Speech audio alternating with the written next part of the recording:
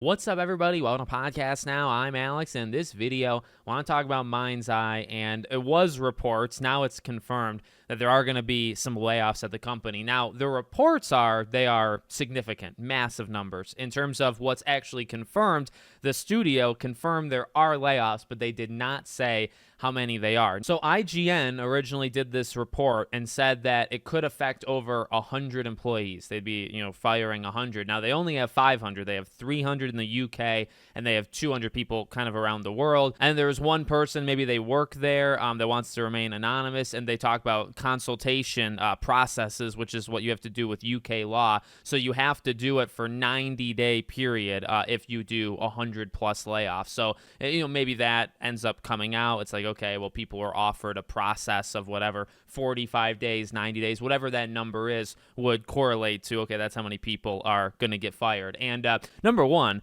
kind of like stunning that, this is a startup, this company, I don't want to say comes out of nowhere, but I mean, they build this studio up. Obviously, as we talked about before, working on this engine becomes Mindseye. 500 people, 300 there, and then 200 more. Like that's a sizable team to then, by the way, crank out this gem in Mindseye. Look, here's the thing.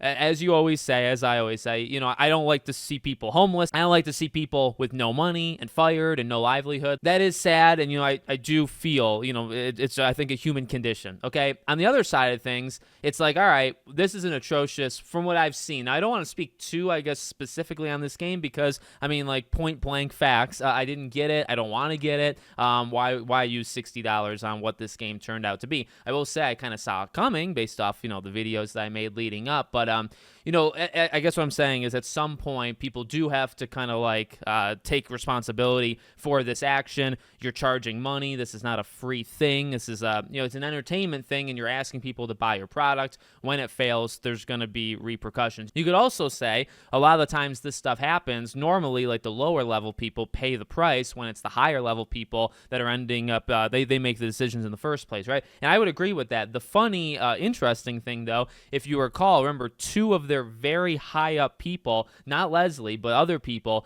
ended up leaving the company, I believe, a week before the game shipped. They kind of pulled a Rocksteady, only they left a year before, and these guys left a week before. So they didn't necessarily, here's the thing. I prefer going down with the ship. I'm like a Jack Sparrow fan, right? If you have a ship and you have a company and those executives make those decisions that lead to a terrible game, go down with the failure that it is. You didn't have that with Rocksteady. They got away scot-free, and I hope that they one day answer for what happened there. And then these guys, yeah, they maybe saw something different because they only leave a week before. They're like, oh, everything's going good, and all of a sudden, it's not. So it's kind of a weird blend because it's like, yeah, I mean, number one, I don't know if 500 people, should have been contributing to this mess in the first place. So, yeah, you might want to trim some fat there. Number two, who's really to blame? I'm sure. I mean, look, it's a mix of these are people that did not do a good job at making the game.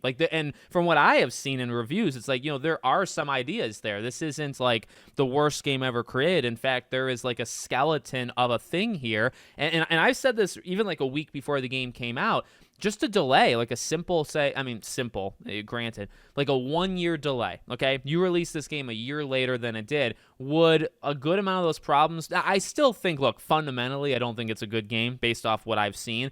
I don't really think you can fundamentally change that, but you can help it. You can improve it. I think if you released it a year later, the game would have done significantly better, right? Those, the Metacritic of it getting a 38, maybe it gets a 60, and just delaying it a year. Now, that's money they don't have, and again, that's a combination of the workers that simply, I think, weren't good enough, and then also these executives, some of which are still there, and then some of which literally abandoned ship, right? And it's like, you kind of want the right people. This is what I always say. You want the right people to pay the price for these things. I believe in second chances, by the way. Like, hey, give them a second. But oftentimes the industry doesn't allow for second chances, number one. And number two, oftentimes the people who actually made the mistakes and need to learn from it, they don't even recognize that it was them in the first place, right? They push the blame to anybody but them, and we don't even know half the time who to blame, and they get away with it, and they do it again anyway.